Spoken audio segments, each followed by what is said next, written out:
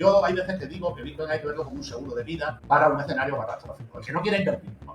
Yo no quiero invertir, vale, no quiero invertir, pero cómprate un seguro de vida. Un seguro de vida de 3.000 pavos, 3.000 euros, ya está. Porque si hay un escenario catastrófico, esos 3.000 euros te pueden salvar. Porque no te la va a salvar, va a ser el oro que tengas. Entonces, ¿qué sucede? Vas al aeropuerto, si lo tienes en el exchange, te dice, oye, mira, no te puedes ir hasta que estos bitcoins no lo pases a una. Pero si tú tienes bitcoin sin KYC, lo único que tienes que hacer es memorizar 12. Eso, oye, y si te apuras, das en un libro, subrayando palabras, o en fin, hay 40.000 maneras de esconder 12 palabras. O sea, un lingote de oro no lo puedes esconder de ninguna de las maneras.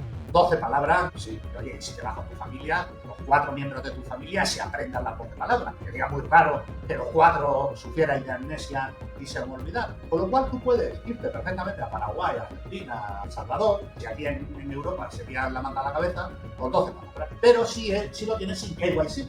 Como lo tengas con KYC, ese sigue siendo tuyo, pero si el Estado sabe que tienes ese Bitcoin, no te va a dejar.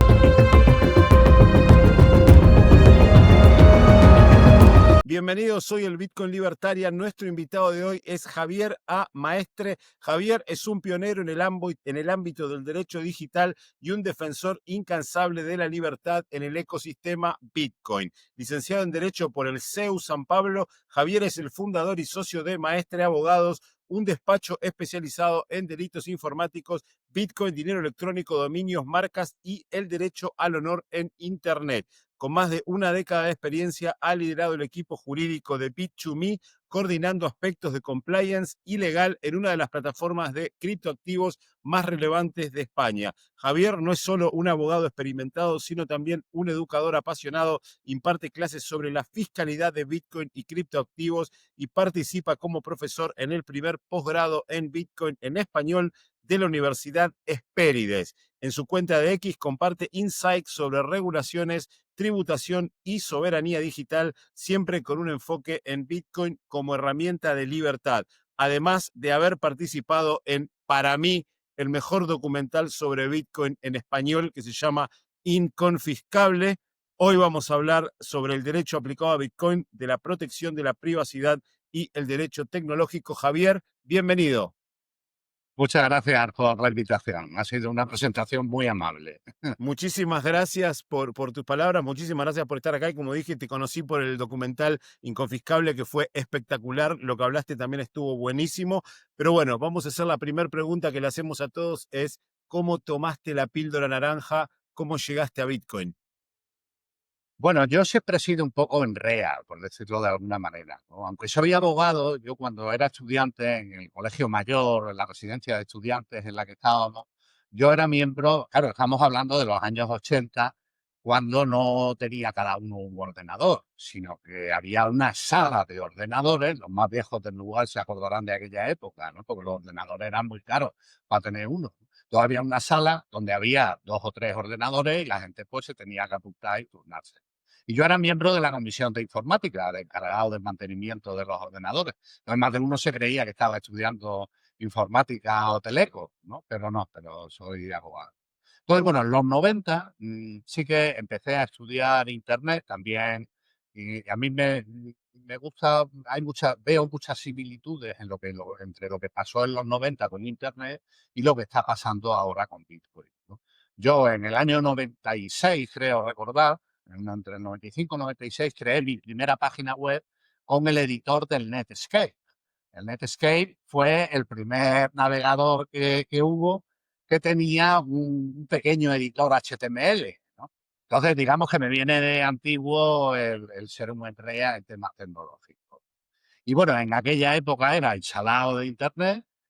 Luego, obviamente, el tiempo, pues bueno, me ha acabado dando la razón y ahora pues soy un poco echalado de Bitcoin. ¿Y cómo entré con Bitcoin? Bueno, pues como digo, esa inquietud que yo tengo desde hace tiempo por temas tecnológicos, y yo creo recordar que fue sobre el año 2013 o así, 2012, 2013, que tuve, digamos, conocimiento del desarrollo de esta tecnología.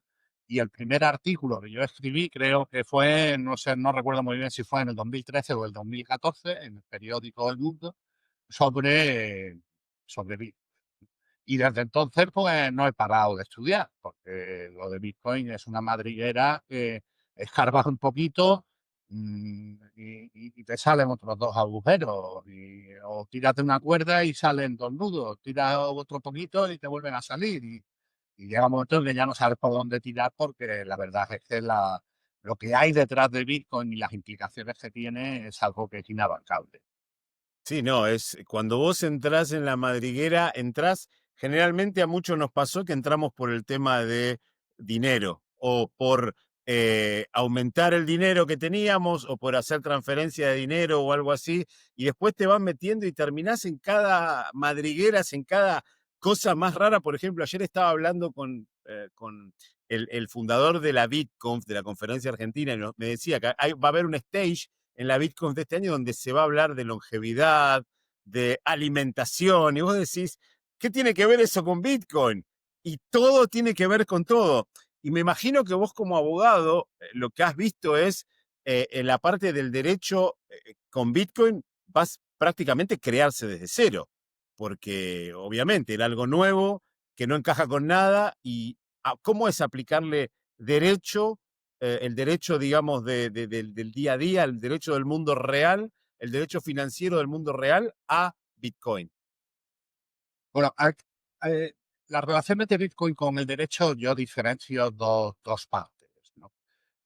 Por un lado, la regulación, cómo puede afectar a Bitcoin, y por otro lado, cómo Bitcoin puede incidir en la regulación, o sea, o en las instituciones jurídicas, vamos a llamar.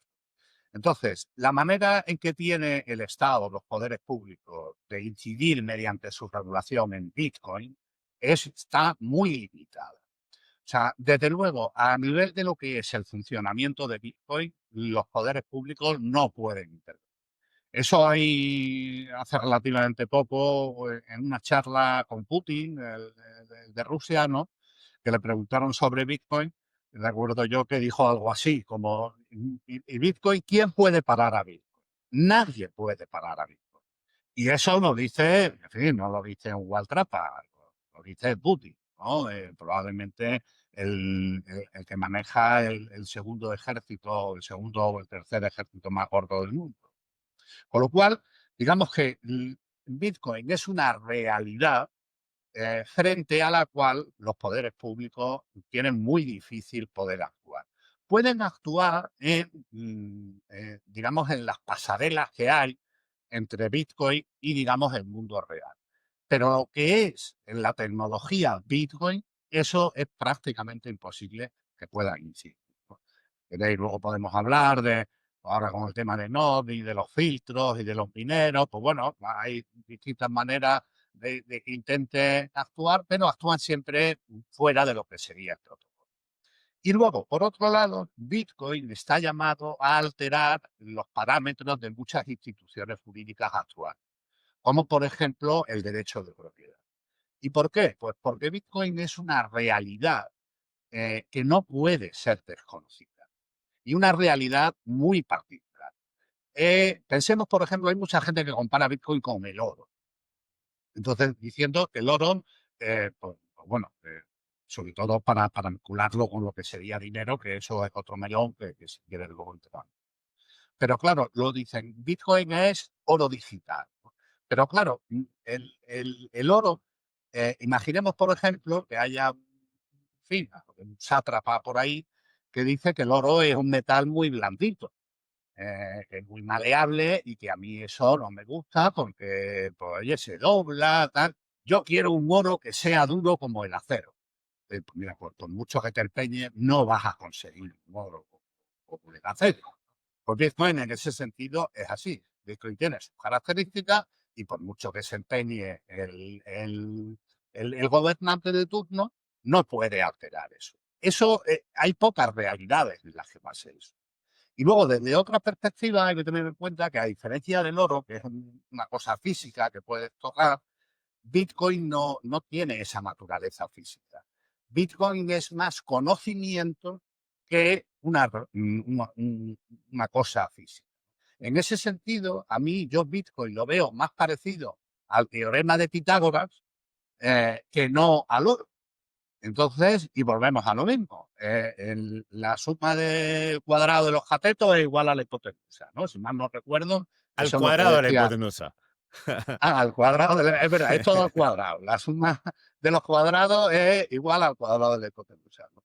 Bien, pues imaginemos que un gobernante, un Maduro de turno, ¿no?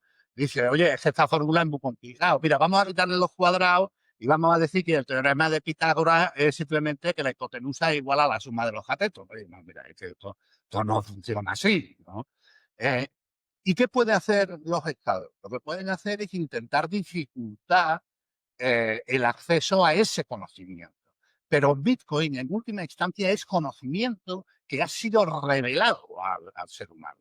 En este sentido, un poco como la Biblia, ¿no? Pero bueno, no tenemos a ningún tío con barbas que se suba a la montaña y que baje con los mandamientos, ¿no? Es algo que, digamos que, y esa es otra de las características también de Bitcoin, que es tremendamente humano. Y probablemente el manejo que tiene Bitcoin del tiempo es lo que más se acerca a la humanidad, ¿no? Pero bueno, volviendo a lo que comentaba del teorema de Pitágoras, es un conocimiento que ya tiene la humanidad de que se puede organizar una forma de dinero. Si quieres, luego entramos, en fin, pero a mí no me gusta cómo se explica habitualmente el tema del dinero, ¿no? Es una forma de dinero que es un conocimiento que ya tiene la humanidad. En el momento en que yo sé que cualquier, por hablar del otro principio, ¿no? Cualquier cuerpo sumergido en un fluido experimenta un empuje de abajo arriba igual al peso de la masa del fluido desalojado, eso es un conocimiento que no me lo pueden quitar de la cabeza. Me podrán prohibir construir barcos, vale, pero lo que es el principio, en este caso el de Arquímedes, ¿no? El principio de Arquímedes, eso los gobernantes no pueden destruir. Entonces, ¿qué sucede? Que instituciones tradicionales como el derecho de propiedad, por ejemplo, pues se tienen que adaptar a esta nueva realidad que surge si quieren sobrevivir. En ese sentido, mira, preparándome el podcast este, estuve, en fin, investigando un poco a ver qué habías hecho, ¿no? Y gracias a ti descubrí un artículo que me lo tengo apuntado porque me parece que vamos, que explota la cabeza, de Juan Pablo Moraga, Mm, que es bueno, el juego que no admite trampa, porque Bitcoin hace practicable la disciplina austriaca. Y ese artículo es, vamos, es fantástico, es de las mejores cosas que he leído últimamente sobre él.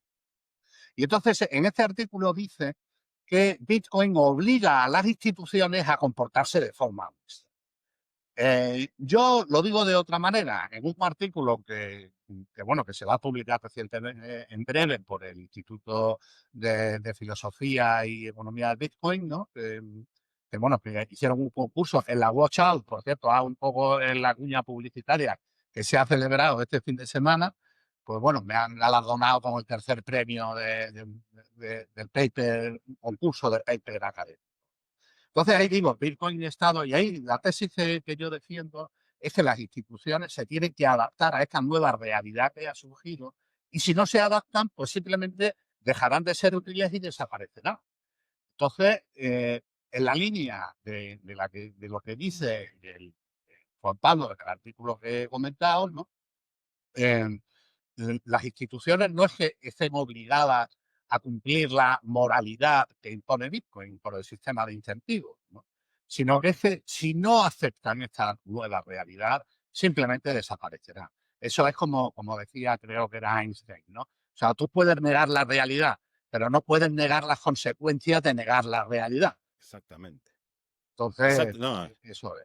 Pues bueno, me he exactamente. No, enrollado mucho, yo es que me enrollo no, mucho. está perfecto. No, no, Si está ves perfecto. que me voy por las ramas, No, me cortas. en primer lugar, a mí, yo tengo el tema de que yo hablo mucho, entonces yo en el podcast es algo que es un buen ejercicio para escuchar y para aprender. Y sobre todo que vos hablás temas de derecho y de estas cosas que no es mi grado de, por ejemplo, a veces acoto muchísimo más cuando sí hablamos de economía, porque yo soy economista, o cuando hablamos de más cosas filosóficas, pero esto de derecho me interesa, así que habla. Y como yo digo que Bitcoin es como la ley de la gravedad, vos podés decir, sí, la ley de la gravedad no existe, yo me puedo ir a saltar por el balcón diciendo la ley de la gravedad no existe, y bueno, las consecuencias no las voy a poder evitar, no voy a poder hacer más Exactamente. podcast después de eso.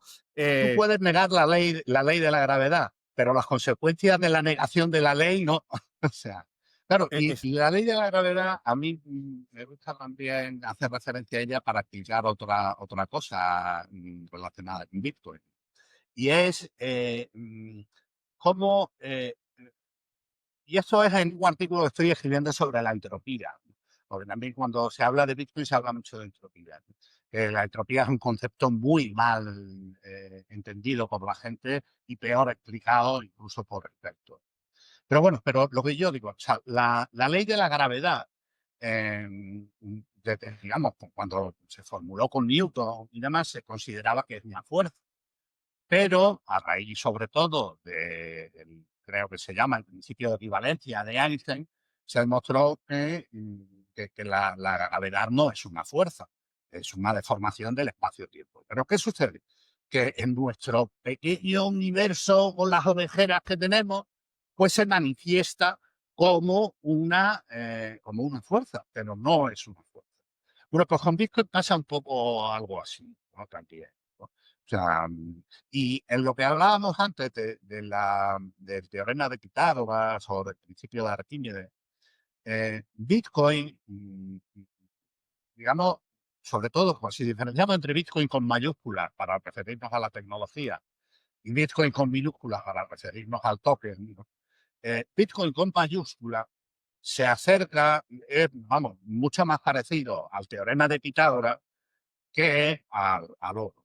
Lo que se podría acercar al oro es el Bitcoin con minúscula, que es lo que tiene valor.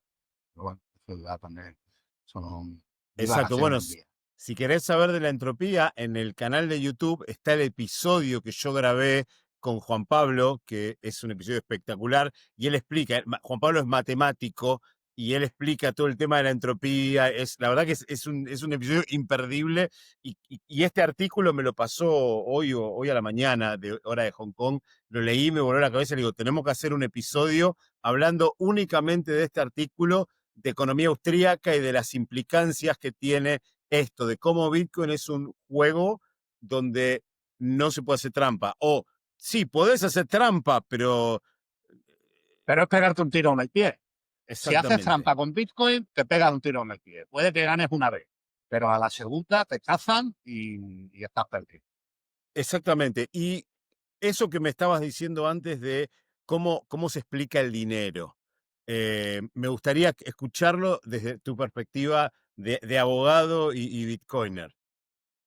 Bien, a ver, el dinero normalmente la gente hace mucho hincapié en las tres funciones clásicas de reserva de valor, medio de intercambio y unidades. Claro, yo eso no comparto, digamos, esa visión. Creo que es una visión muy reduccionista y es una visión como de Z. Yo tengo un artículo que es ¿qué es Bitcoin o Bitcoin y la historia? ¿Qué es Bitcoin? Que lo que preparé precisamente para el libro de Adrián, de Bitcoinismo.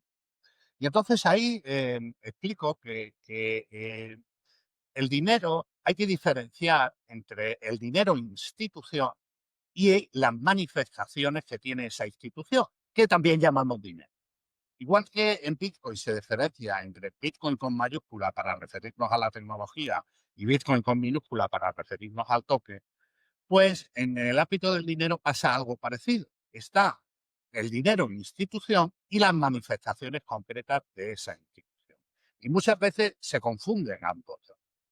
Hay una autora chilena, Gisela López, creo que tiene, hombre, me gusta mucho cómo escribe, pero debo reconocer que las opiniones que da sobre Bitcoin, en mi opinión, son tremendamente desacertadas. Pero bueno, pero en relación con esto que estoy explicando, sí que atina mucho, ¿no? Y entonces ella propone cambiar la terminología y hablar de dinero para referirnos a las cosas que son dinero y de sistema dinerario para referirnos a lo que sería la institución, ¿vale? Entonces, digamos que, lo primero, diferenciamos dinero e institución de las manifestaciones, las conchas, la sal, la moneda, los papelitos de colores, la deuda, todo eso son manifestaciones concretas de la institución. Entonces, si vamos a lo que es la institución, habría que definir qué es una institución, porque si no, nos perdemos, ¿no? O sea, y yo, como veis, todavía no he mencionado las tres funciones clásicas. Entonces, vamos a ver qué es una institución. Y para ver qué es una institución, a mí me gusta echar mano de la definición de un jurista chileno también, que se llama Mario Verdugo, que dicen que las instituciones son creaciones del obrar humano colectivo que con vocación de permanencia procuran la satisfacción de necesidades sociales. ¿Vale? Eso es creaciones humanas que intentan satisfacer necesidades sociales, necesidades derivadas de nuestra vida social. ¿Vale? Bien.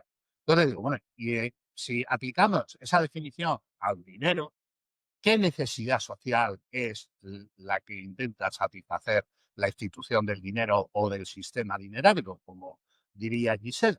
Bueno, pues, y aquí es donde yo me remonto a la revolución neolítica, es decir, un proceso que tuvo lugar hace entre 10 y 15.000 años, fue cuando el hombre pasó de cazador recolector a agricultor ganadero, fue cuando se inventó la rueda, cuando empezaron a aparecer las ciudades, en fin, un montón de cambios sociales. Y entonces, en aquella época que surgen en las sociedades, pues surge la aparición de excedentes, porque la especialización, la agricultura, la ganadería, hace que yo me pongo a criar gallinas para tener huevos y me sobran huevos.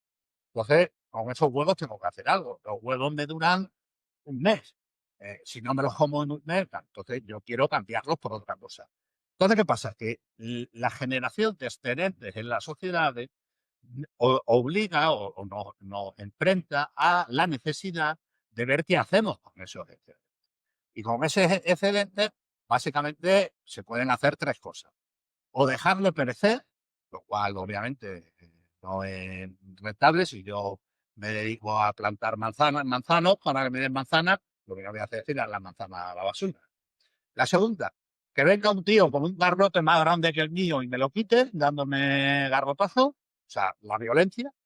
Y en tercer lugar, que coopere con otros y intercambie mis excedentes por los de otros. Bueno, pues esta última opción, esa es la necesidad a la que responde. O sea, el dinero, y por eso yo defino el Bitcoin, o sea, sí, Bitcoin, como la última manifestación de la institución del dinero, entendiendo por tal la creación humana colectiva, o sea, el invento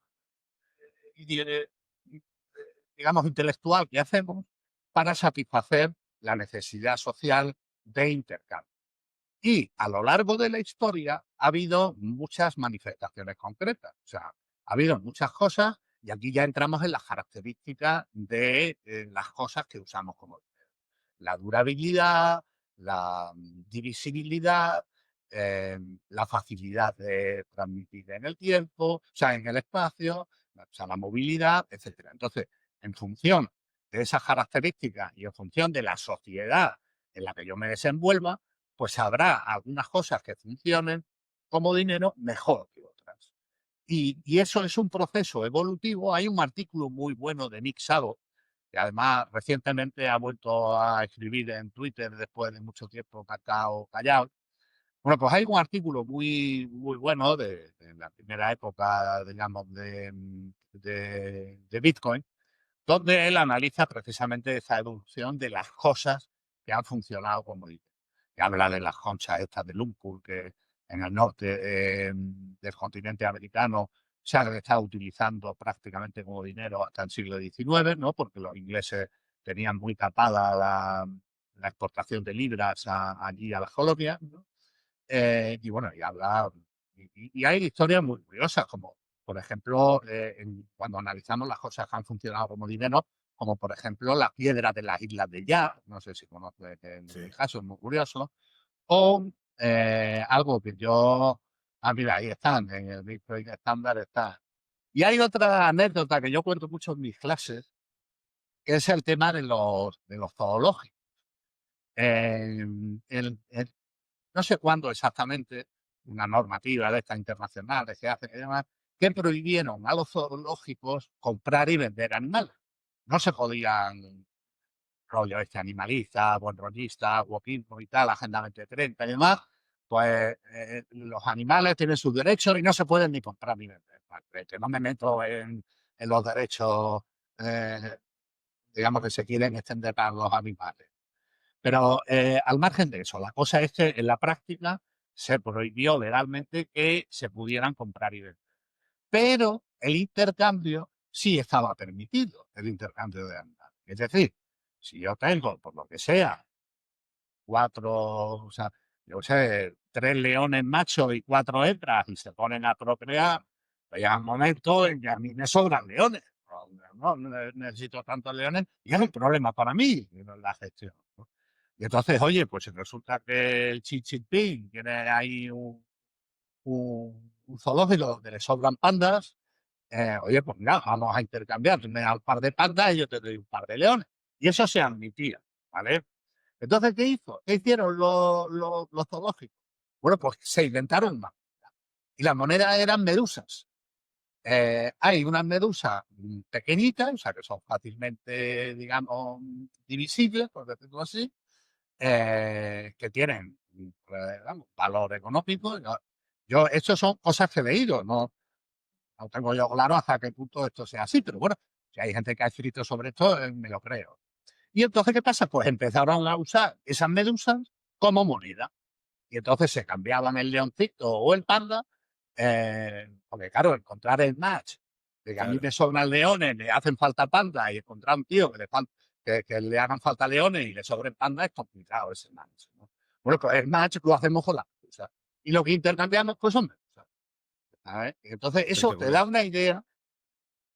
una idea de lo que le da el hombre al hombre y la mujer también, ¿no? De lo que el ser humano le da al coco para satisfacer su necesidad social de intercambio. ¿Qué es eso? Y entonces, por eso yo, cuando hablo de dinero, me gusta hacer referencia a esta necesidad social, más que al método de intercambio y tal, ¿no? O sea, de si es método de intercambio, unidad de cuenta y tal. Eso yo creo que es el proceso natural. O sea, en el momento en que vemos algo que sirve para intercambiar valor, pues necesariamente tiene que ser algo que conserve valor en el tiempo, tiene que ser algo que me lo acepten los demás y tiene que ser algo con lo que pueda sacar cuenta. Pero eso son consecuencias, no son características definitorias, ¿no? Lo definitorio es algo, o sea, algo de dinero cuando me permite satisfacer la necesidad social de intercambio y cooperación, superando a la violencia. Perfecto, sí, sí, no. Y aparte ahí muestra el hecho de que siempre el dinero es algo que nace de la parte privada, no del Estado. Que el Estado te puede imponer reglas, pero vos creás tu dinero y la única forma que tiene para que el dinero sea legal, entre comillas, tiene que ser aceptado entre las partes. Una vez que ponemos un sistema que las partes lo acepten, el Estado no tiene nada que ver ahí. Y ahí no se puede meter en nuestro intercambio. Fíjate cómo lo que vos decís, esto de los zoológicos, está bien, le prohibieron vender animales. Bueno, intercambiamos. ¿Y la moneda de cambio qué son? Medusas. Lo hicieron peor. Vos fíjate cómo cuando el Estado se mete en el medio y cuando las regulaciones se meten en el medio, como algo que es genuino, a mí no me gustan los zoológicos, algo que es genuino, que es defender los derechos de un animal, terminan haciéndolo para peor, porque terminan usando otro animal de medio de intercambio.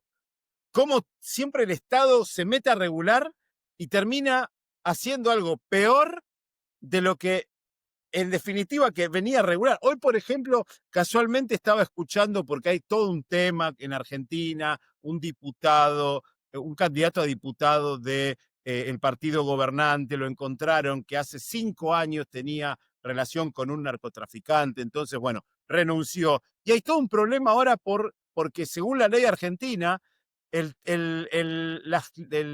listas de diputados tienen que tener un cupo de género. Tiene que haber por sí mitad hombres y mitad mujeres. Y ahora hay un problema porque, claro, este hombre renunció y cómo van a asignar al primero. Y yo digo, qué estupidez. ¿Por qué tiene que haber un cupo? ¿Por qué no puede ser que sea a libre albedrío? A ver, porque ahí estás, teóricamente, para beneficiar a las mujeres, porque los hombres que siempre, pero también no la estás beneficiando, porque ¿por qué no puede haber una lista que sea 100% mujeres? ¿Por qué no puede haber un partido feminista que vayan 100% mujeres y si las votan, que entren 100%, que entren todas las mujeres Vos fíjate cómo el Estado, metiéndose a regular una causa, entre comillas, noble, termina haciendo el mal, básicamente, poniendo Bueno, un y en el cupo. ámbito este de, aunque bueno, aunque sea salirnos un poco de los algo off topic, ¿no?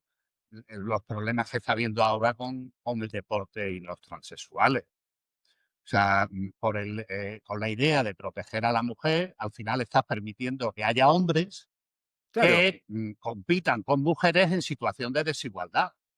Entonces, claro, o sea, Bueno, yo hay un caso que no es de tema de deporte, y en el tema de deporte es donde se ve más alevoso porque en el deporte se ve verdaderamente la diferencia de fuerza entre un hombre y una mujer. Te pongo un ejemplo básico. Yo practico jiu-jitsu brasilero. Soy cinturón azul. Viene blanco, azul, violeta, marrón y negro. Y cuando vamos a entrenar hay algunas chicas. Y hay una chica que es cinturón negro, o sea, que me tendría que reventar. Y cuando yo lucho con ella, generalmente no me terminamos como empatados o la mayoría de las veces gano yo, que soy un escalafón mucho menor.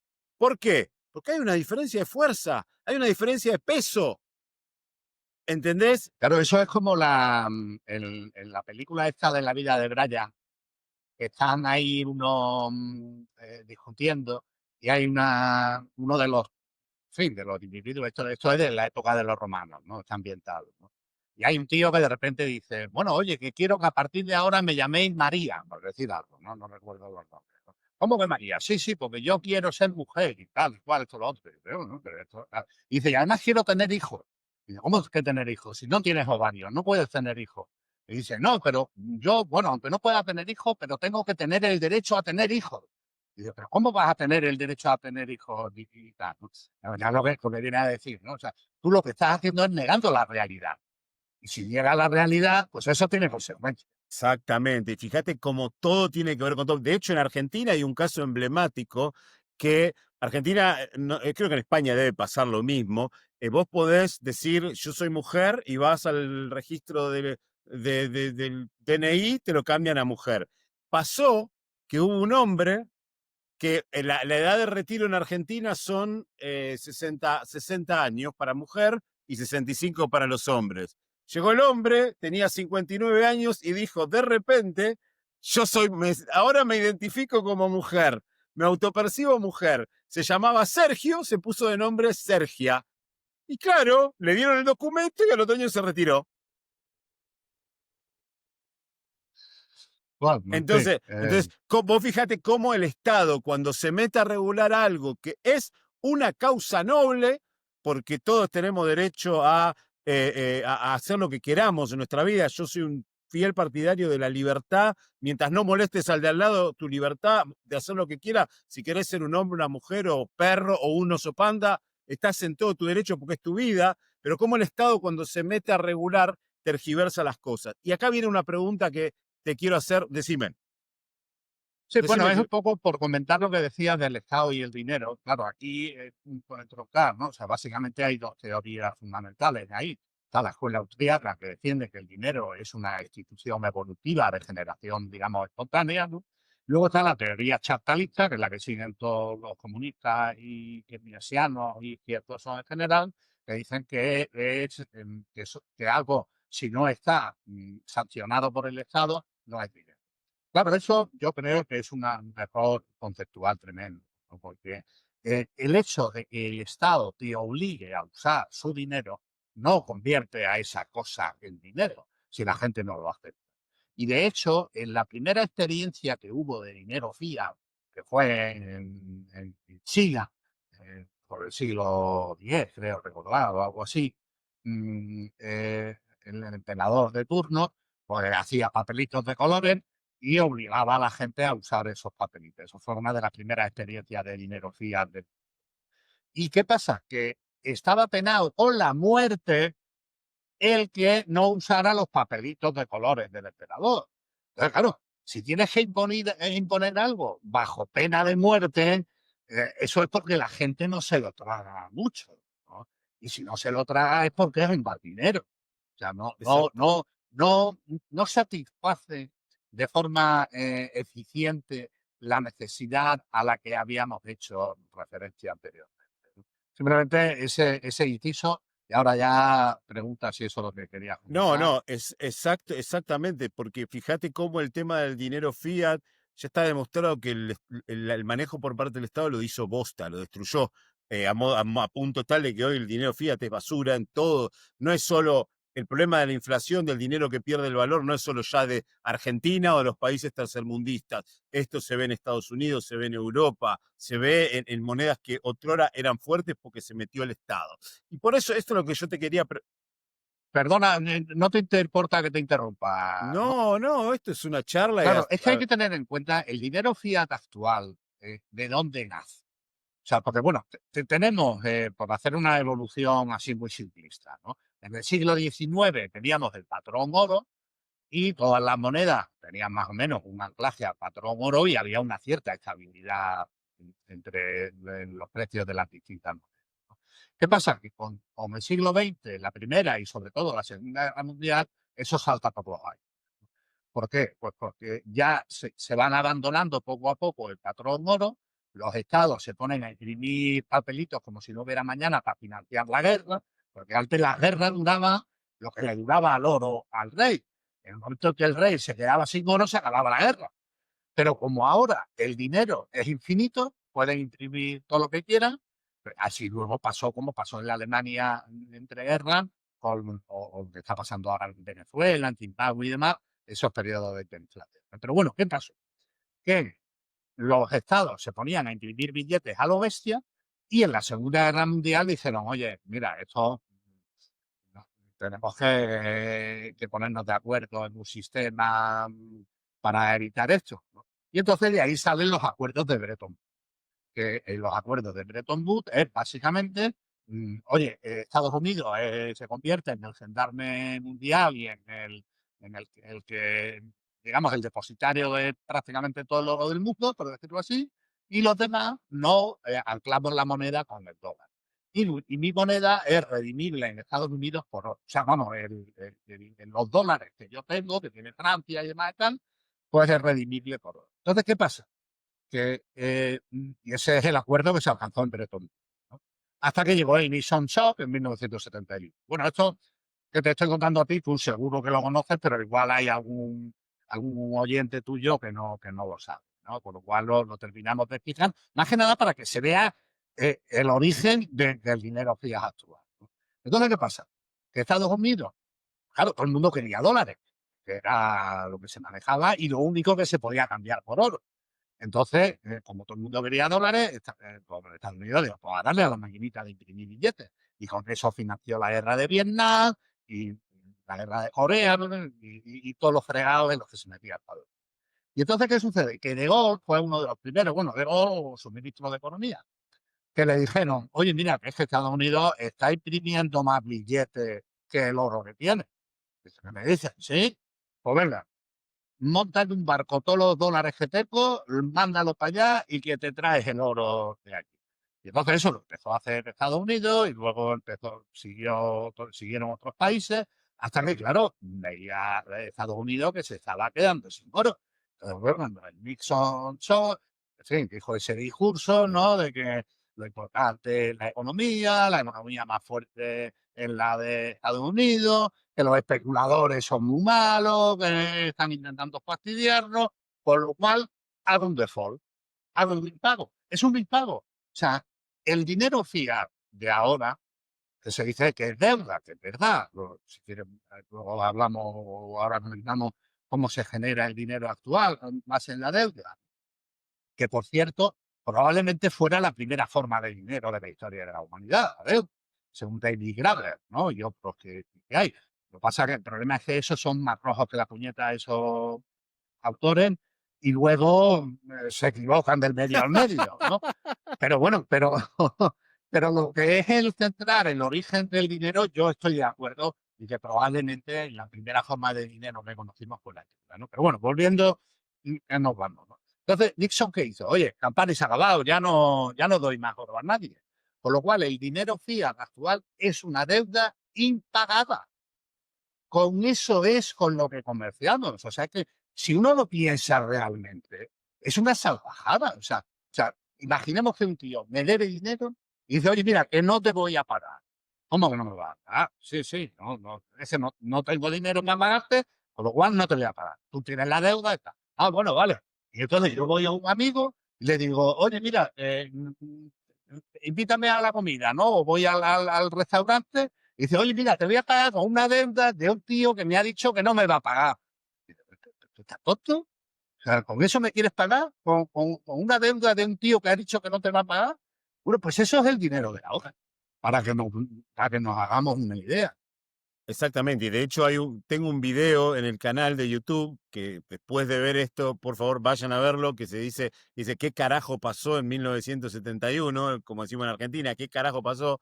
Que hay una página de internet que muestra los efectos que ha generado Estados Unidos luego de salir del patrón oro. Hay una página que te muestra cómo se fue todo al demonio, al diablo, a partir de 1971 cuando se abandona el patrón oro. No solo cómo aumenta la deuda, sino cómo aumenta la desigualdad entre blancos y negros, cómo aumenta la desigualdad entre hombres y mujeres, cómo aumenta la diabetes, cómo aumenta la obesidad infantil, cómo con el simple hecho de tener dinero basura, como dice Javier, de pagar entre nosotros con deuda, cómo se destrozó todo. Por eso la frase, que creo que es una frase de Larry Lepard, fix the money, fix the world. Arreglemos el dinero y arreglamos al mundo.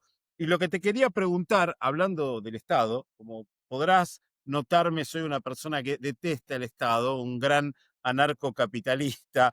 El otro día estaba viendo, de hecho hice un pequeño video de que en Argentina el gobierno de la ciudad de Buenos Aires quiere poner impuesto a los bitcoins y todas esas pavadas que quieren hacer siempre. ¿A los qué? A la compra de bitcoin y todas esas A la compra de cosas Bitcoin, sí. y demás. Que obviamente eso. Empezamos a hablar de cómo el Estado puede regular Bitcoin, cómo quiere y no puede. ¿Hasta dónde se puede meter el Estado hoy con la regulación que hay, digamos, en España, con tus criptoactivos, con tus Bitcoin? ¿Y de qué forma podés evitar que el Estado se meta en tu propiedad, particularmente hablando? A ver, para que veáis un poco también la esquizofrenia en la que estamos, hace poco se conoció una resolución de la Dirección General de Tributos de España. En España hay una historia que se llama consultas vinculantes. Y es que cuando tú tienes una duda sobre cómo los impuestos que hay que pagar y demás, pues le preguntas a Hacienda. Normalmente Hacienda te dice que hay que pagar y lo máximo que pueda, ¿no? Eso es lo normal. Obvio. ¿No? Yo recuerdo una vez un amigo que también, bueno, que hacía operaciones para el extranjero y demás, y en España cuando tú facturas al extranjero no tienes que pagar el IVA y eso.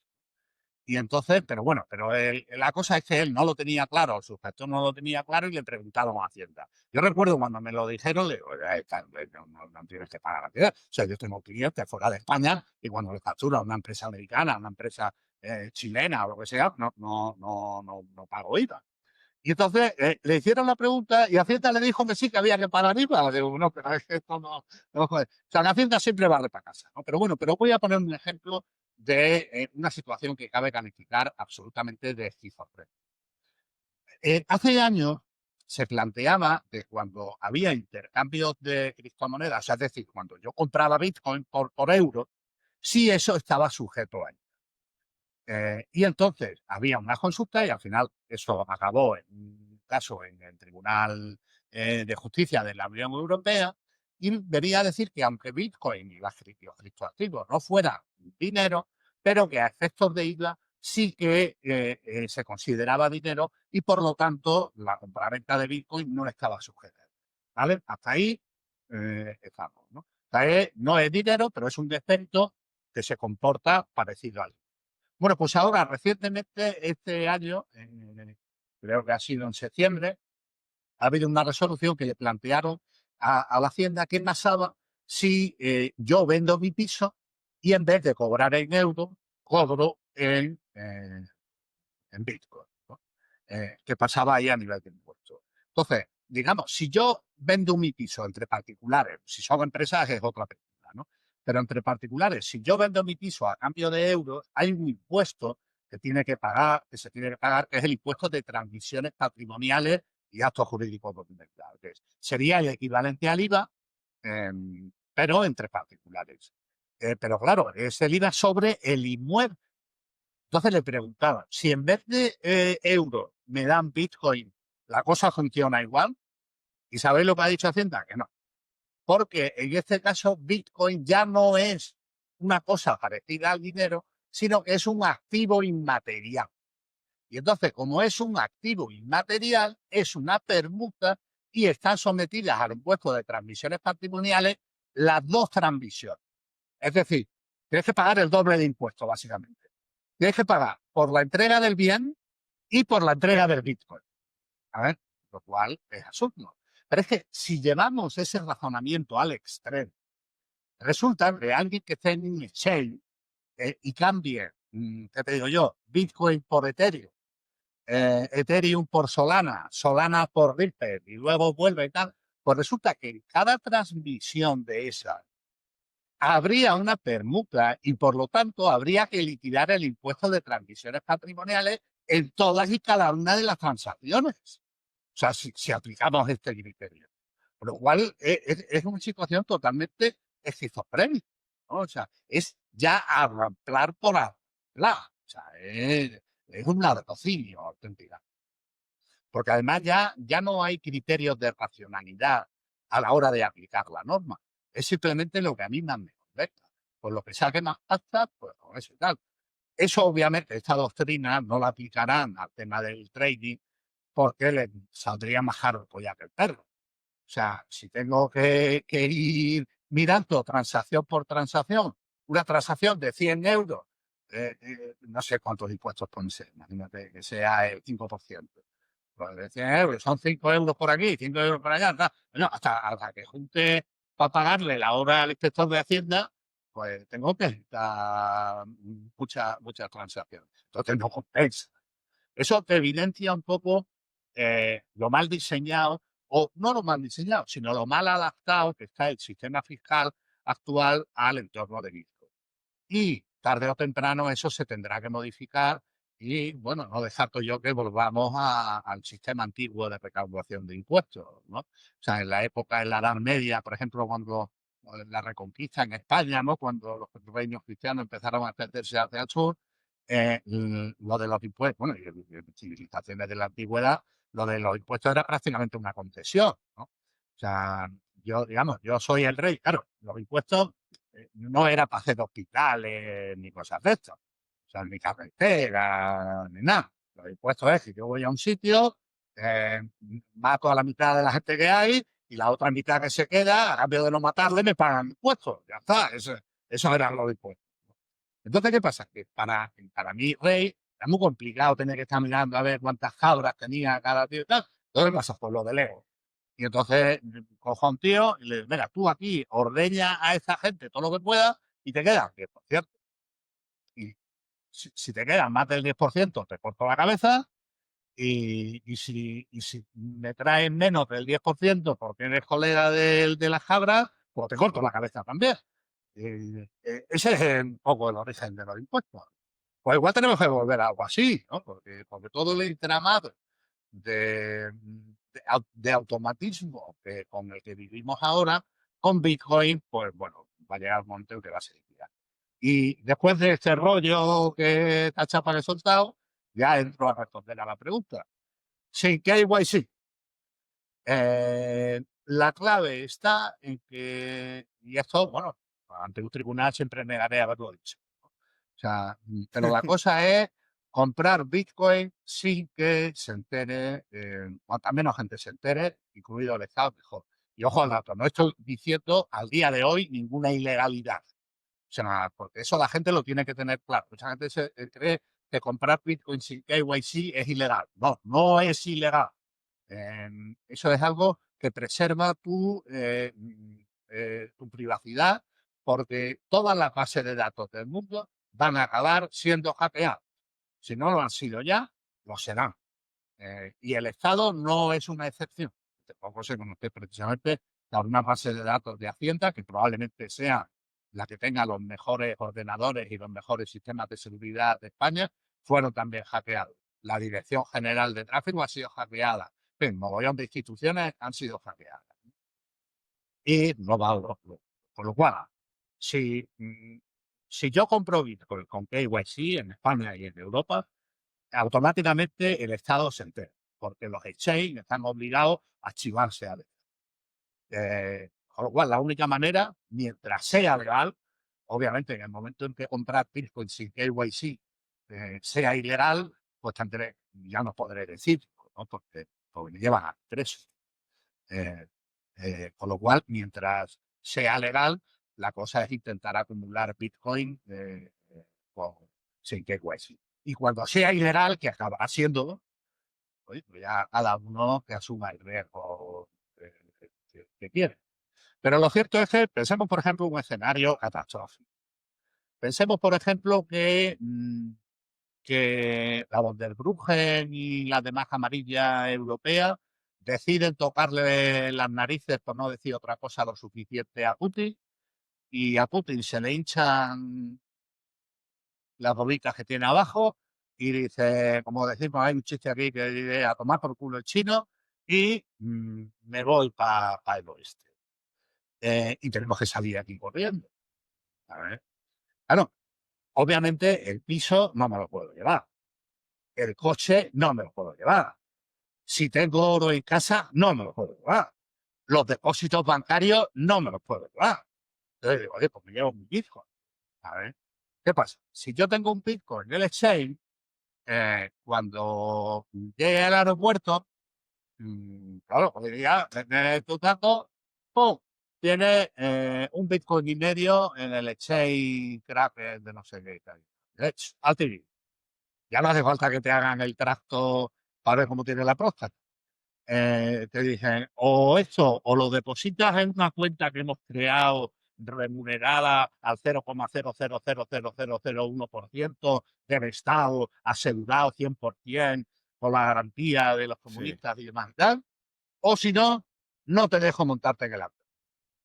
Y eso, o sea, ahora mismo, si tú bajas con un maletín lleno de billetes, en una situación así bélica o prebélica, no te lo van a dejar pasar el puerto. Si tú tienes Bitcoin con KYC, en una situación así, porque Bitcoin, yo hay veces que digo que Bitcoin hay que verlo como un seguro de vida para un escenario catastrófico. El que no quiere invertir, ¿no? O sea, oye, yo no quiero invertir, no, vale, no quiero invertir, pero cómprate un seguro de vida. Un seguro de vida de 3.000 pavos, 3.000 euros, ya está. Porque si hay un escenario catastrófico, esos 3.000 euros te pueden salvar. Lo que no te la va a salvar va a ser el oro que tengas, ni el piso. Entonces, ¿qué sucede? Vas al aeropuerto, si lo tienes en el exchange, te dice, oye, mira, no te puedes ir hasta que estos bitcoins no lo pases a una cuenta de verdad. Pero si tú tienes bitcoin sin KYC, lo único que tienes que hacer es memorizar 12 palabras. O sea, eso, sí. Oye, y si me apuras, lo apuntas en un libro, subrayando palabras, o en fin, hay 40.000 maneras de esconder 12 palabras. O sea, un lingote de oro no lo puedes esconder de ninguna de las maneras. 12 palabras, sí. Y, oye, y si te vas con tu familia, que los 4 miembros de tu familia se aprendan las 12 palabras. Sería muy raro que los 4 sufrieran de amnesia y se han olvidado. Con lo cual tú puedes irte perfectamente a Paraguay, a Argentina, a El Salvador. Si aquí en Europa se lían la manta a la cabeza, con 12 palabras. Pero si lo tienes sin KYC. Como lo tengas con KYC, ese sigue siendo tuyo, pero si el Estado sabe que tienes ese Bitcoin, no te va a dejar escapar. Exacto, es como la plata en el banco, ¿sí? Es como el dinero en los bancos que está ahí, te parece que es dinero. Yo como digo, si vos tenés Bitcoin en un exchange, no lo tenés, o sea, no tenés Bitcoin, tenés una promesa de que están los Bitcoin ahí y si llega a Y haber un eso, problema, en perdiste. el tema del dinero en el banco, en España, bueno, en España y en todo. hay una institución jurídica, porque claro, la gente se cree que el dinero que está en el banco es de su propiedad, jurídicamente hablando. No, ese dinero es mío, tiene el banco, pero es lo que jurídicamente llamamos un contrato de depósito. O sea, yo tengo un cuadro, por ejemplo, y te lo dejo a ti para que me lo cuiden, y eso es lo que se llama un contrato de depósito. Entonces hay gente que se cree que con el dinero es algo parecido. O sea, que yo es mi dinero y se lo dejo al banco para que me lo guarde. Y el banco tiene la obligación de guardármelo como un buen padre de familia que dice el Código Civil español. Pero eso no es así. En el caso del dinero y los bancos, la doctrina y los jueces, haciendo también a vuelta de tuerca, le llaman depósito irregular. Claro, el depósito regular es, yo te doy el cuadro y tú estás obligado a conservar el cuadro. El depósito irregular es, yo te doy el cuadro y tú puedes hacer con el cuadro lo que te salga los ojos. Pero claro, para poder seguir llamando de depósito, porque no es un depósito, es un préstamo con transmisión de propiedad. Pero claro, lo de préstamo suena mal. O sea, oye, no, yo no le estoy prestando dinero al banco. Yo estoy depositando para poder seguir usando esa frase de depósito en vez de préstamo, porque realmente lo que estamos haciendo es un préstamo. Pues entonces le ponen el apellido de irregular. Y entonces, en vez de préstamo, que suena muy mal y la gente, no, yo no quiero prestar dinero, el dinero es mío, yo no lo quiero prestar, porque si lo presto, es como los libros, ¿no? Tú prestas un libro y ya sabes que el libro no lo vuelves a ver. O Nunca sea, más. pues, entonces, ¿qué pasa? Que, pues esto es algo parecido, ¿no? Entonces, el dinero, legalmente, y hay sentencias del Tribunal Supremo que lo dicen, que el dinero que se deposita en el banco deja de ser tu dinero. Tú simplemente tienes un derecho de crédito frente al banco. O sea, el banco tiene una deuda, pero tú no tienes ya, has perdido la propiedad de ese dinero. Y en un exchange, pues tres cuartos. El Bitcoin es del que tiene la clave. Y si tú no tienes la clave, no es tu Bitcoin. El exchange tendrá la obligación legal de tenerte que dar una cantidad X del criptoactivo que sea. Pero es una deuda que tiene el exchange contigo. Y las deudas, como bien nos demostró Nixon, se pagan, se dejan de pagar. Exacto, y en Argentina lo sabemos bien, que de vez en cuando los bancos te dicen, listo, tu plata la perdiste, te damos un bono a pagarse a 20 años.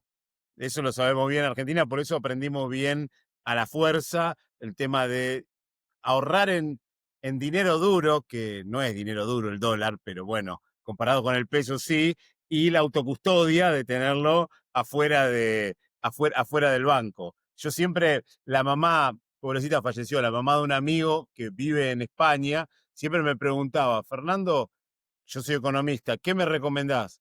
¿Dólares y afuera del banco, dólares y afuera del banco? Era la época que todavía no conocía Bitcoin. Si hoy me lo preguntara, le diría otra cosa. Pero la mamá siempre me decía, Fernando es mi economista de confianza, yo siempre consulto con él y hago lo que él me dice. Hoy obviamente le diría, no, Bitcoin y con tus claves.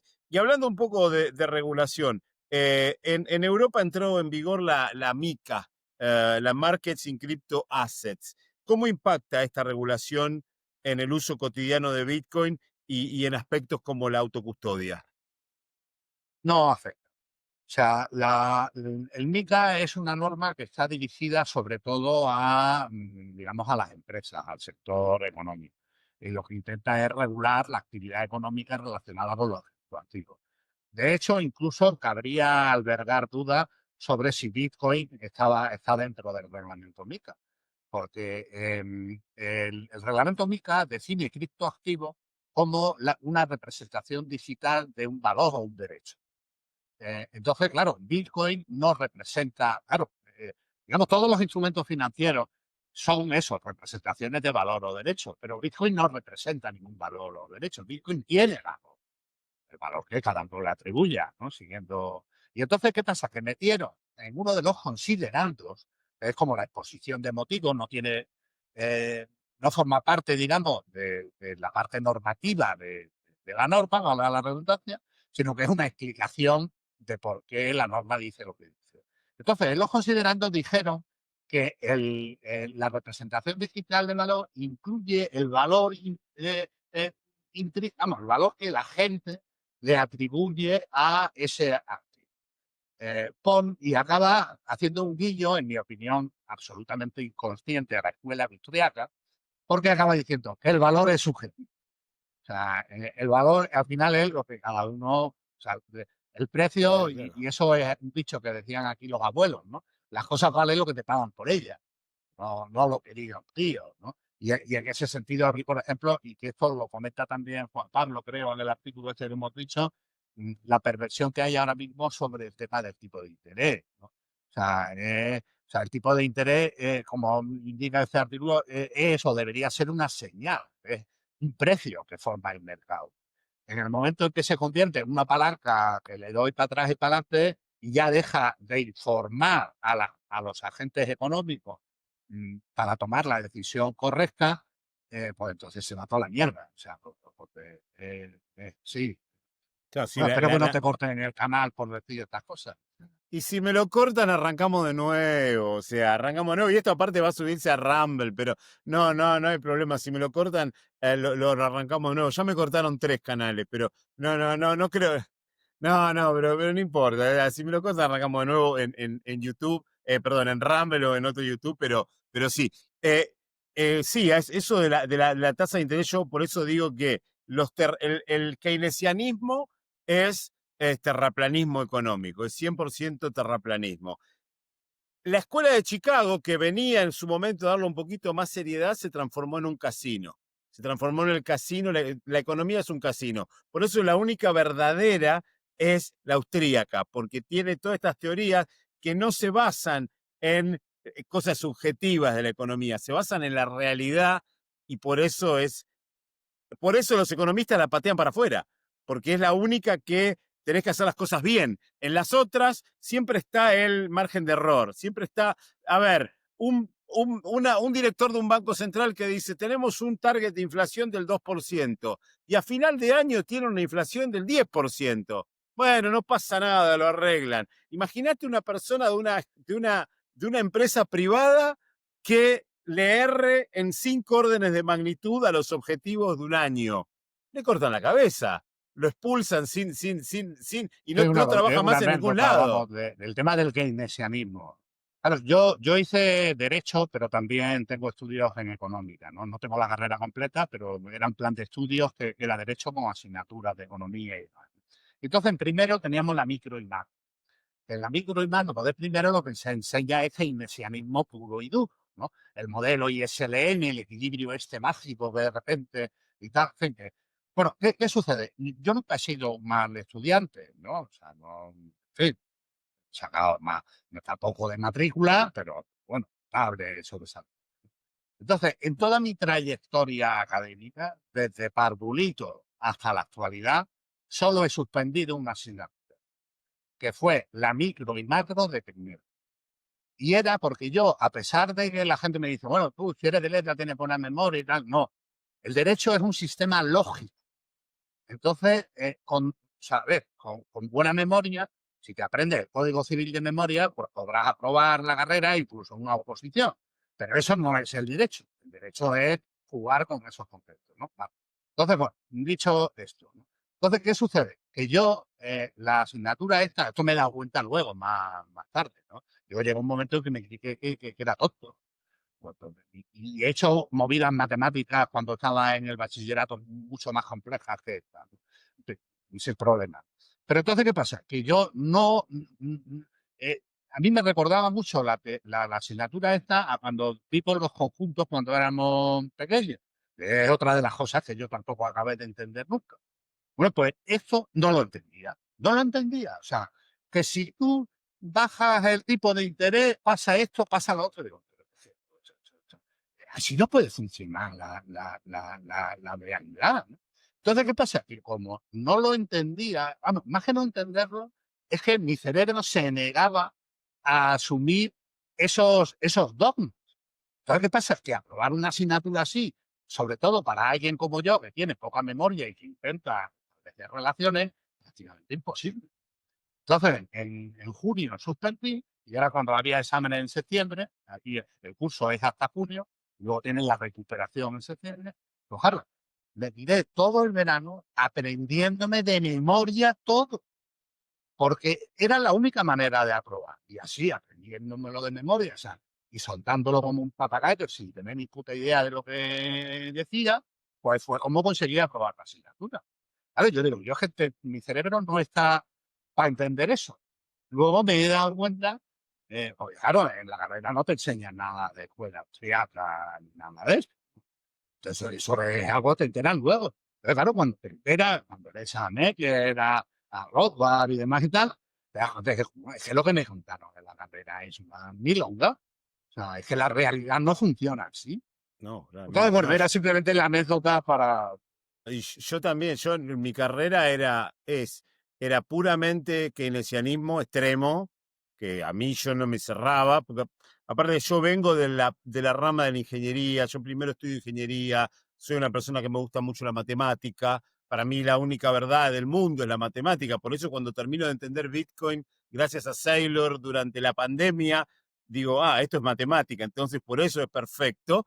Eh, no lo podía entender conceptos de economía como la ISLM y todas esas cosas, que obviamente me las aprendí, hacía los dibujitos y demás, y se terminó y aprobaba, pero había cosas que no. Y la economía austríaca te la toman, digamos, lo aprendés en historia del pensamiento económico y te dices, estas son las escuelas, la escolástica, esto, el malthusiano, la economía austríaca que dice esto y tiene estos autores, y eso es todo lo que ves de economía austríaca en la carrera de economía.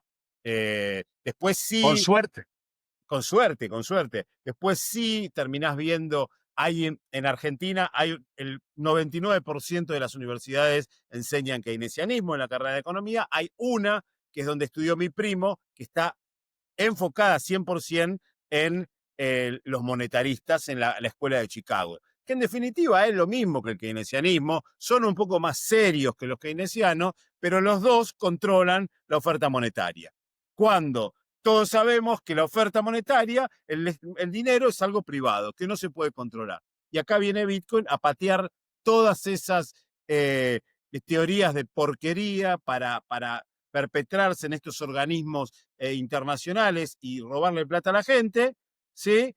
Viene Bitcoin a patear todo eso y a decir, esta es la pieza que faltaba en el rompecabezas para la economía austríaca. Entonces, y por eso, y gracias, bien o mal, critiquen o no lo critiquen, Seifdin Amus, un loco desde el sur, desde Argentina, hablando de economía austríaca, hizo que mucha gente empiece a hablar de economía austríaca. Ese loco es Javier Milei. Critique o no lo critique, Seifdin lo critica a muerte, no sé por qué, pero la gente hoy está aprendiendo conceptos de economía austríaca y eso es lo que a mí me gusta. Y Bitcoin es esa pieza que falta de rompecabezas para encontrarle un uso real a la economía austríaca, básicamente. Sí, bueno, y aquí, en fin, hemos hablado de, por mencionar también un clásico, Hayek ya lo dijo en una entrevista, ¿no? Hace ya, no recuerdo en qué año era cuando lo dijo, ¿no? Sería probablemente al principio de los 80 o finales de los 70, ¿no? Eh, mm, que dijo bueno, que nunca volveríamos a tener un buen dinero hasta que se lo quitemos de las manos al Estado. Y que además la manera de quitárselo al Estado no puede ser una manera violenta, sino que tiene que ser de una manera poco a poco y prácticamente sin que se den cuenta. Coño, parecía que Satoshi Nakamoto había visto esa Bueno, conferencia.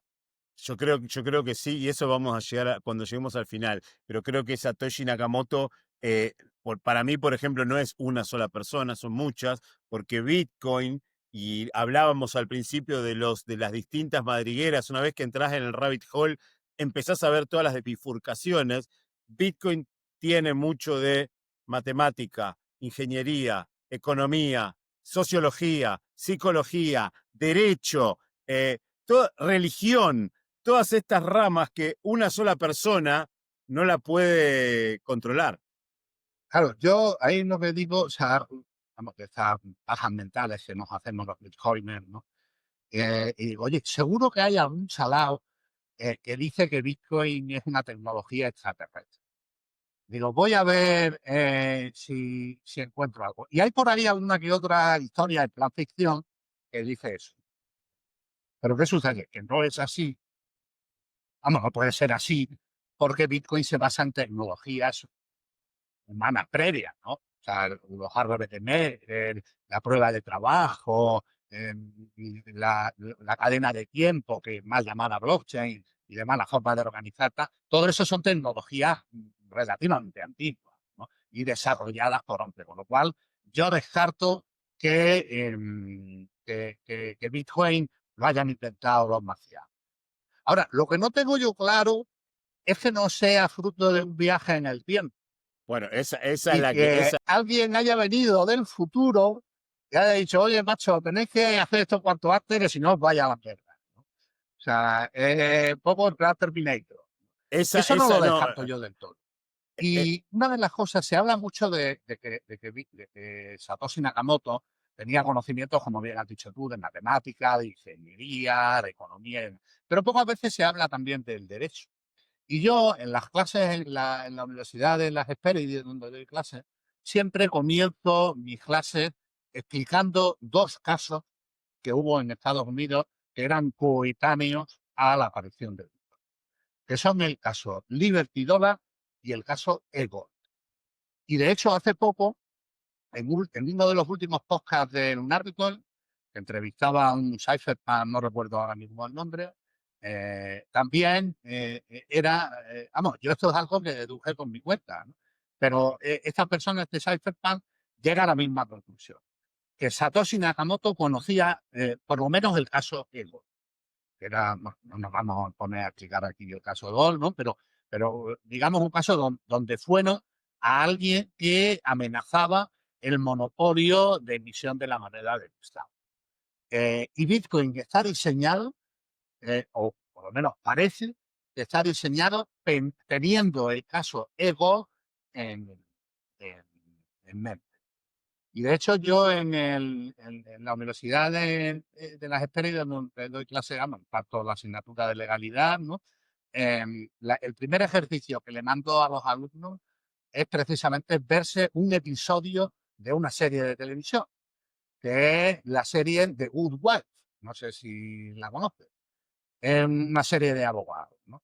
Que más allá de abogados, tiene, entre otros alicientes, la participación de Juliana Margulis, que a mí es una actriz que me gusta mucho, se hizo famosa en la serie esta de Urgencias, IA creo que es en inglés, ¿no? Y bueno, pues en esta serie hay un episodio que se llama en inglés Bitcoin for Dummies, y en español han traducido Bitcoin para torpes o algo así, o dinero electrónico para torpes, donde el Tesoro Americano, y este episodio se publicó en el año 2013. Es decir, que se grabaría probablemente en el 2012, para que veáis lo visionarios que fueron los guionistas de esta serie. Entonces, en esta serie, el Tesoro Americano está buscando para enchironar al creador de Bitcoin, diciendo que amenazaba el monopolio estatal de emisión de moneda.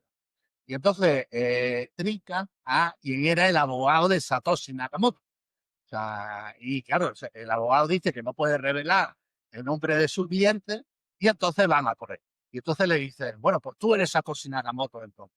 Si no quieres decir, no quieres. Bueno, una anécdota para el que quiera, digamos, acercarse a Bitcoin de una manera distendida, pero con un cierto rigor, el rigor que podemos exigir a una serie de televisión, les recomiendo que se entretenga un rato con este episodio. mirá vos, El ¿no? episodio 3 de la temporada 13, creo que, bueno, no, el 13 de la temporada 3 o algo así. Pero vamos, si pones No, en Google Bitcoin for Dummies, exacto. pero bueno, voy a buscar este capítulo a ver si me lo veo. Y bueno, como para ir cerrando, en tu participación en Watch Out, hablas de soberanía y derecho tecnológico. ¿Qué rol juega el derecho internacional en la protección de Bitcoin contra regulaciones nacionales restrictivas? Se ve que lo has tenido que escribir, ¿eh? No te ha salido así espontáneamente. A ver, en el artículo este que comento que ha sido, digamos, bueno, que he quedado en el tercer puesto del concurso este del IFE, el que, vamos, se titula Bitcoin y Estado, una historia de confianza, de violencia y confianza. Ahí hago una reflexión sobre el derecho internacional. Y el derecho internacional no existe, es una entelequia. Con lo cual, desde el derecho internacional, normalmente en el ámbito jurídico se diferencia entre el derecho internacional público y el derecho internacional privado. El derecho internacional privado es, aparte del derecho nacional, que se ocupa de regular las situaciones en las cuales intervienen elementos extranjeros. Por ejemplo, si fallece un tío en Francia con un hijo español, cosas así. Eso es por un lado, que eso es derecho internacional que existe. Pero lo que llamamos el derecho internacional público, que serían las resoluciones de la ONU, básicamente, eso es una incoherencia. Eso realmente yo creo que no debería ni siquiera llamarse derecho. Son, bueno, aspirantes a normas internacionales, pero no tiene la categoría, en mi opinión, de derecho, porque, entre otras cosas, no tiene un aparato coercitivo. Y eso lo vemos, que te digo yo, por ejemplo, en el caso de España. Nosotros tenemos una colonia británica, que es Gibraltar, y hay resoluciones de la ONU que dicen que eso se tiene que acabar. Tenemos, por ejemplo, el caso del Sáhara, que ha sido ocupado ilegalmente por Marruecos, muchas resoluciones que dicen que el pueblo saharaui tiene derecho a la independencia y se lo pasa a todo el mundo. Horror. Con lo cual, realmente el derecho internacional, a ver, había más o menos un consenso de que los depósitos de los países soberanos pues eran de los países y llega a Rusia y le han expropiado prácticamente todo lo que tiene fuera de Rusia, ¿no? Con lo cual, desde esa perspectiva, para mí el derecho internacional no, sí, no debería ni siquiera llamarse derecho, deberíamos buscar otro término para ese conjunto de instrumentos que denominamos derecho internacional. Son instrumentos que procuran la cooperación, pero en mi opinión no llegan a la categoría de derecho. Y en relación con Bitcoin, pues volvemos un poco a lo que decía al principio. Es que tú puedes afectar a cómo Bitcoin se integra con estructura, con dinero fiat, básicamente. El paso del dinero fiat a Bitcoin y de Bitcoin al dinero fiat. Pero lo que es el funcionamiento de Bitcoin, la posibilidad de tener Bitcoin sin necesidad de pedir permiso a nadie, la posibilidad de transmitir y transferir los Bitcoin sin tener que pedir permiso a nadie, y la posibilidad de cambiarlo por lo que a mí quiera, sin tener que tener permiso a nadie, eso no hay derecho ni nacional ni internacional que pueda incidir sobre ello. Y lo dijo Putin, no lo dije yo. ¿Quién puede parar, dijo? Nadie. Exactamente. Y para ir cerrando, ¿qué consejo le darías a un bitcoiner novato, a alguien que recién está empezando, sobre cómo protegerse legalmente en el mundo regulado, en un mundo regulado cuando está interactuando con Bitcoin? Lo primero es que se forme. O sea, antes de moverse, que vea tus vídeos, que vea los podcasts de gente como Nati Coy, como Alberto Mera, como Bitcoin para pobres, en fin, hay un montón de podcasts y de canales que pueden ser para formarse. Lo primero, como digo, es formarse. Empezar por esos vídeos. Si ya va más allá, pues leer algo, como por ejemplo los recursos que hay en Estudio Bitcoin. Si te sigue convenciendo el asunto, porque, a ver, yo creo que el ver Bitcoin como una herramienta de inversión es ponerse en una joven. O sea, el limitar mucho las posibilidades que te ofrece Bitcoin. Yo creo que hay que intentar ser un poquito más ambiciosos. Y que Bitcoin sea una herramienta, puede ser una herramienta de inversión, puede ser un salvavidas para una situación catastrófica, puede ser un medio de intercambio, puede ser una reserva de valor, pero sobre todo es una manera de entender, de que te ayude a entender el mundo, que te ayude a entender que los sistemas, para que funcionen, tienen que tener unos incentivos bien coordinados y bien diseñados. Y el sistema fiat actual está mal diseñado. Premia al ladrón y castiga al honesto. Sin embargo, Bitcoin, y para mí la principal lección de Bitcoin, que se recoge un poco en el artículo que hemos comentado del compañero chileno, es que altera esos parámetros de los incentivos y hace que el comportarse de forma honesta sea más rentable que el ser deshonesto. Con lo cual, bueno, lo primero, como digo, es formarse. Los podcasts, las lecturas y, en un momento dado, si ya decides meterte en Bitcoin, coger algún curso que te enseñe a ser soberano realmente con tu Bitcoin. Porque de nada sirve que tengas Bitcoin si los Bitcoin los tienes en un exchange o en un banco. Eso no es tener Bitcoin.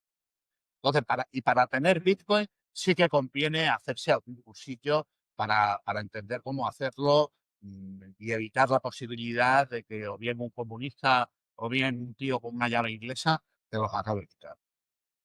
Exactamente. Creo que el mejor consejo que se le puede dar para una persona que todavía no está en Bitcoin o que recién escuchó y está en la puerta de la madriguera queriendo entrar es eso, formarse. Hay muy buenos podcasts en español, sobre todo en España, en muchos, por ejemplo, Luna. Luna me parece muy maxi, es muy bueno, pero es muy maxi, filosóficamente hablando. No sé si Luna es bueno para una persona que quiere iniciarse en Bitcoin. Después, Claro, hay algunos episodios de Lunar que son muy técnicos y que hay que no, estar ya iniciado. yo creo que cuando ves Luna, a mí me pasa cuando veo y yo a Luna lo conocí en Praga, no, en Riga, cuando fui al Honey Badger. Me acuerdo que había un meetup en español y en un bar, y Luna puso 3 sillas. Digo, bueno, ahora vamos a discutir. Y la regla era que uno salía, otro entraba, y me sentaron a mí ahí como argentino y me empezaron a preguntar, che, ¿y qué pasa con Argentina? ¿Cómo es el tema de Bitcoin? Y se terminó hablando, empezamos hablando de eso, de cómo era el dólar en Argentina, y terminamos en desarrollo filosófico, que era mi primer conferencia de Bitcoin. Si bien yo ya venía, porque yo estaba encerrado acá en Hong Kong con la pandemia, y no podía salir, pero yo ya venía adentro del rabbit hole, ya tenía Bitcoin, todo, me voló la cabeza todo lo que se Y habló. luego hay otra cosa importante de Luna, que Luna ha pasado ha tenido una evolución análoga a la que han tenido muchos bitcoiners, ¿no? Porque Luna tuvo una época al principio un poco shitcoinera. Bueno, Porque todos. claro, hay una cosa que no hemos hablado, que es la diferenciación entre Bitcoin y todas las demás mierdas que hay, la mierda coin, ¿no? O sea, o las criptocosas. Entonces, y eso es quizás algo que también habría que recalcar al que empieza en Bitcoin, porque yo cuando empiezo a hablar con gente que no entiende de Bitcoin, ¿no? Lo mete todo en el mismo saco. Ah, sí, es que las criptomonedas y tal, digo, a ti mismo. Porque Ethereum, porque Solana, digo, no. Aquí paramos. Está Bitcoin y está todo lo demás. No tiene nada que ver. Mezclar churras con berenjena. Y entonces, eso es una evolución, porque todo el mundo, creo, o sea, los que somos ya, tenemos una cierta edad, en algún momento hemos isconeado. Full. O Sí. sea, y esa es quizás una de las lecciones que tiene que aprender el que entra. Oye, que aprenda que no hay que sisconear, hay que centrarse en. No, claramente no, pero te decía, Luna tiene episodios que son fuertes hasta para mí. O sea, que los tengo que ponerle ver dos veces, 3 veces para entenderlo. Que son fuertes para mí. Ni me quiero imaginar para un pibe que recién se inicia. Después está el otro chico muy bueno que lo nombraste, que lo voy a tener el mes que viene, que hace todos los días, hace episodios Sí, de Alberto 15. Mera, el de un Alberto podcast para Mera, Bitcoin. un podcast, lo voy a tener el mes que viene, lo voy a tener a principio del mes que viene, que no sé qué voy a hacer porque creo que voy a estar en Argentina, pero bueno, lo vamos a hacer igual en el stream. Pero bueno, después está Adrián Bernabeu, está Álvaro Di María, el chico de Bitcoin para pobres, vi un par de episodios, está también muy bueno porque lo baja, el chabón va caminando por la calle, grabándose, está muy bueno, y lo encontré acá en Hong Kong hace un mes. Sí, fue a Hong Kong Estuvo, a la reunión. estuvo la conferencia de Bitcoin acá en Hong Kong y me acuerdo que yo estaba parado, andaba con la camarita preguntándole a todo el mundo me agarra el hijo. Me dice, yo te conozco a vos, te vi en Riga. Y yo no me acordaba. Le digo, no, sí, mirá vos. Le dice, te presento a mi papá, y mi papá tiene un podcast Bitcoin para pobres. Ah, le digo, si yo lo vi un par de episodios, ¿viste? La verdad que a mí no me queda tampoco mucho tiempo para ver yo podcast. Generalmente cuando voy al gimnasio me pongo algún podcast y también consumo contenido en inglés. Pero sí, hay muy buen contenido en español. Del lado de allá tenemos a BTC Andrés, que hace muy buen material, a la gente de Money on Chain, que hace muy buen material, y bueno, y nosotros estamos empezando a tratar de poner el granito argentino también en podcast. Hay también muy buena calidad en la cripta y demás. Mucha gente que ya te digo, que hay muy buen material para el que se inicia, empezar a aprender y volverse un bitcoiner y entrar en el rabbit hole. Una vez que entras, es muy difícil salir. Vos dijiste, nosotros hicimos la transición de shitcoiner a bitcoiner. Creo que cuando haces esa transición, eh, una vez que vos dejás de ser, vos sos shitcoiner, pero dejás de ser shitcoiner y cuando entendés no sos más. Ahora, una vez que sos bitcoiner, yo no conozco a ningún bitcoiner que haya dejado de ser bitcoiner, Haya vuelto para atrás.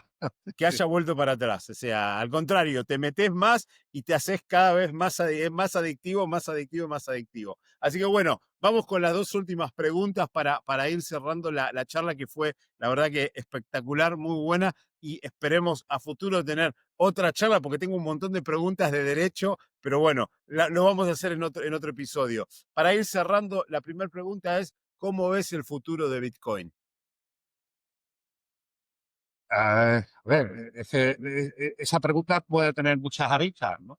Pero, ¿cómo lo veo? Yo lo veo como algo inevitable. O sea, Bitcoin, tarde o temprano, será ¿cómo lo digo? Será el núcleo en torno al cual giren todos los sistemas que construyamos para la preservación y la transmisión de valor. El núcleo duro será Bitcoin. Ese es el futuro de Bitcoin. No sabemos por el camino. Habrá mucho shitcoinerismo. Oye, y habrá incluso shitcoin que tengan su utilidad y tengan su razón de ser. Por ejemplo, ahora con todo el tema de lo que llaman la tokenización de activos, utilizando la tecnología de registro distribuido, antes denominada blockchain, tecnología de registro distribuido, utilizando la terminología de la normativa europea, eso hará que muchos activos acaben tokenizados, que a mí es un término que no me gusta utilizar el término jurídico adecuado, que es titulización. Habrá muchas cosas que se titulicen utilizando la tecnología de registro distribuido. Pero incluso todo eso que se está construyendo ahora, tarde o temprano acabará cayendo y acabará migrando a Bitcoin. ¿Y tú sabes quién ha visto eso muy bien? Adam Back de Blockstream, con Liquid. O sea, ellos están construyendo todo un sistema de tokenización, por decirlo así, pero respaldado con Bitcoin. Y ese es el futuro. O sea, digamos, el futuro de Bitcoin para mí, ¿cuál es? Que será la piedra clave, la clave de bóveda de todo el sistema que utilicemos los seres humanos, y ya no solo los seres humanos, sino también probablemente las inteligencias artificiales, para la preservación y transmisión de valor. Para mí ese es el futuro. Exactamente, como bien dijiste, porque aparte se viene un mundo donde no va a haber que legislar también las inteligencias artificiales. El mundo al que Bueno, en vivimos, Europa ya están en ello.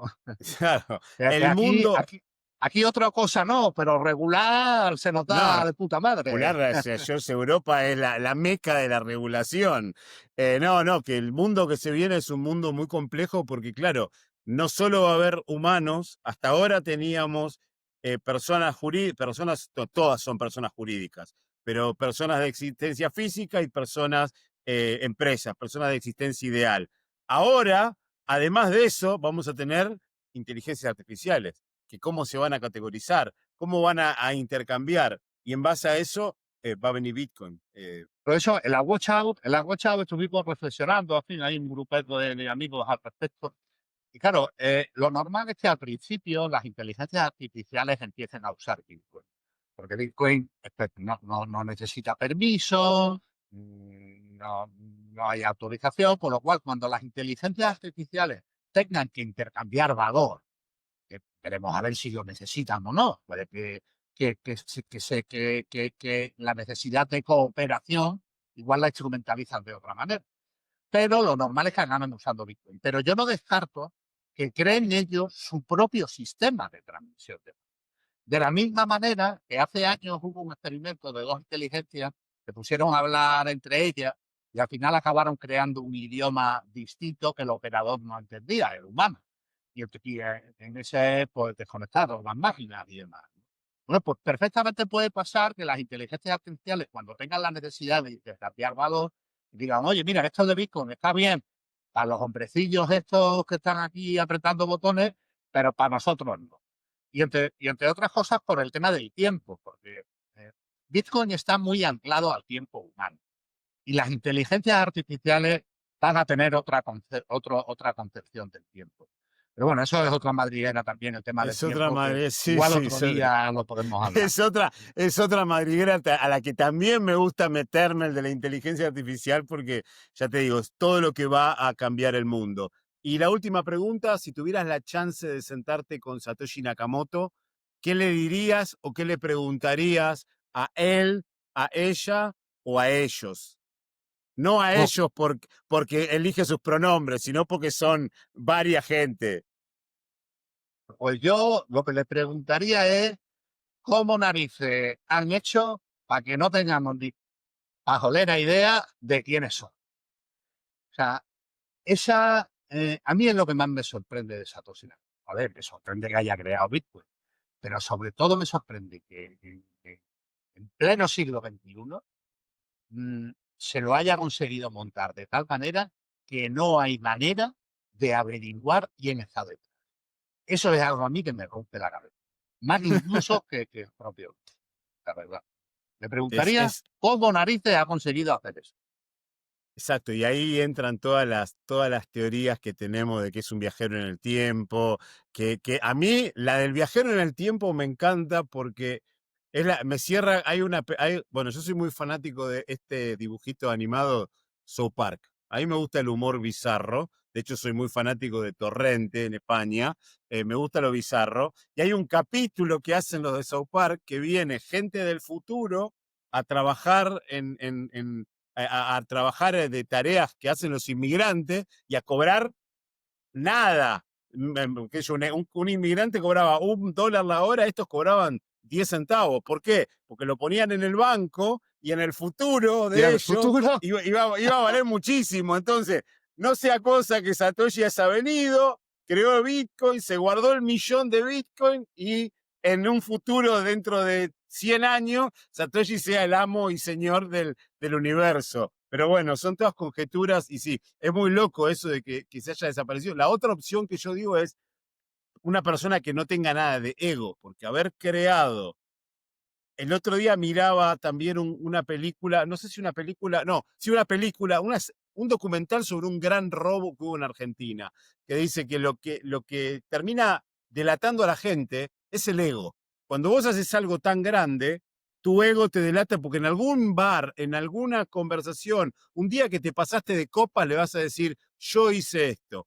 Y se van a empezar a preguntar, es una persona que no tiene ego. Capaz que si es una persona que no tiene ego, anda por las conferencias de Bitcoin como un newbie que no te puedes dar cuenta, disfrutando lo que creó.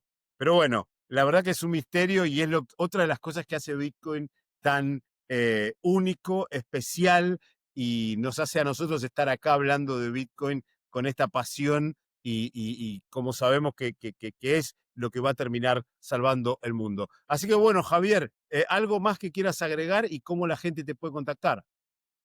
bueno, pues por Twitter o por Nostr. Yo animo a todo el mundo a que empiece a usar Nostr, porque con el ataque de censura que viene por parte de los estados totalitarios, desde luego en la Unión Soviética Europea, eh, vamos a tener un nivel de censura bestial, ¿no? Incluso se está hablando, hay una iniciativa que es el Chat Control, que quieren obligar a todas las plataformas a que le dejen un canuto abierto al gobierno europeo para poder fiscalizar todas las conversaciones que se hagan en las redes sociales. Con lo cual, Nostr es el futuro de las comunicaciones, porque Nostr permite comunicaciones totalmente descentralizadas y anónimas, ¿no? Con lo cual, bueno, me pueden contactar o por Twitter, o por Nostr, o en mi página web, maestreabogado.com, que ahí tengo un blog donde pongo los artículos, voy colgando los artículos que escribo. Perfecto. ¿Y tu Twitter es Javier? Mi Twitter es Javier A. Maestre, porque cuando me fui a poner el Twitter, el Javier Maestre ya estaba pillado. Entonces, Javier A es de Anastasio, que es mi segundo nombre. Entonces, Javier A. Maestre. Y en Nostr, pues bueno, se pone Javier Maestre, creo, javiermaestre@getalvi.com. Tengo una... Ahora te iba a buscar y te iba a agregar a Nostr. Yo el Nostr que uso es el de nuestro newsletter, no es el Bitcoin Libertarian, es Crossroad, pero bueno, ahora te voy a agregar. Y tu segundo nombre es Anastasio, mi segundo nombre es Javier. Yo soy Fernando Javier. Así que, pero no lo uso mucho, así que ni siquiera pongo la J, lo debería poner. Pero bueno, Javier, de nuevo, te agradezco muchísimo tu tiempo, la verdad que fue un placer enorme hablar con vos y bueno, espero a futuro volver a tener otra charla contigo. Te deseo lo mejor y bueno, que tengas un gran día. Muy bien, muchas gracias, Fernando. Un abrazo para ti y todos tus oyentes. Gracias. Y muchas gracias a todos los que están del otro lado. Si te gustó el episodio, danos un like, suscríbete a nuestro canal y seguinos en nuestras redes. Así, como digo siempre, hacemos esta titánica tarea, nos ayudás en esta titánica tarea de bitcoinizar el mundo. Compartí este episodio con la gente que querés, compartí este episodio con la gente que odias, porque tenemos que llegar a 8 billones de personas y traerlos a Bitcoin. Nos vemos en el próximo episodio del podcast. Stay humble, stack sats y acuérdense, somos todos Satoshi. Si te gustó el episodio, danos un like y suscríbete a nuestro canal. Nuestro canal en español es Libertarian BTC ESP. También tenemos un canal en inglés, Libertarian BTC. Nuestro Twitter o X es de Bitcoin, __ o __. Nuestro Instagram es de Bitcoin Libertarian. Nuestro Patreon es de Bitcoin Libertarian. Así que nada, suscríbete, aprende de Bitcoin y apoyanos en esta titánica tarea de darle la píldora naranja a 8 billones de personas. Muchas gracias.